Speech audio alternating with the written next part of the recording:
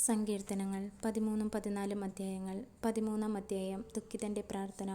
കർത്താവേ, എത്ര നാൾ അങ്ങെന്നെ മറക്കും? എന്നേക്കുമായി എന്നെ വിസ്മരിക്കുമോ? എത്ര നാൾ അങ്ങയുടെ മുഖം എന്നിൽ നിന്ന് മറച്ചു പിടിക്കും? എത്ര നാൾ ഞാൻ വേദന സഹിക്കണം? എത്ര നാൾ രാപ്പകൽ ഹൃദയവ്യഥ അനുഭവിക്കണം?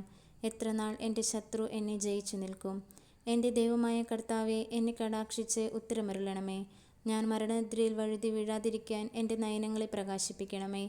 ഞാൻ അവനെ കീഴ്പ്പെടുത്തിയെന്ന് എൻ്റെ ശത്രു പറയാൻ ഇടയാക്കരുതേ. ഞാൻ പരിഭ്രമിക്കുന്നത് കണ്ട് എൻ്റെ ശത്രു ആനന്ദിക്കാൻ ഇടവരുത്തരുതേ. ഞാൻ അവിടുത്തെ കരുണയിൽ ആശ്രയിക്കുന്നു. എൻ്റെ ഹൃദയം അങ്ങയുടെ രക്ഷയിൽ ആനന്ദം കൊള്ളും.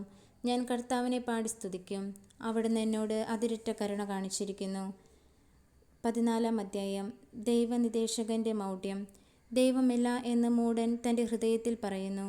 മ്ലേച്ഛതയിൽ മുഴുകി അവർ ദുഷിച്ചിരിക്കുന്നു. നന്മ ചെയ്യുന്നവർ ആരുമില്ല. കർത്താവ് സ്വർഗത്തിൽ നിന്ന് മനുഷ്യമക്കളെ നോക്കുന്നു. ദൈവത്തെ തേടുന്ന വിവേകികളുണ്ടോ എന്ന് അവിടുന്ന് ആരായുന്നു. എല്ലാവരെയും വഴിതെറ്റി ഒന്നുപോലെ ദുഷിച്ചുപോയി. നന്മ ചെയ്യുന്നവനില്ല, ഒരുവൻ പോലുമില്ല.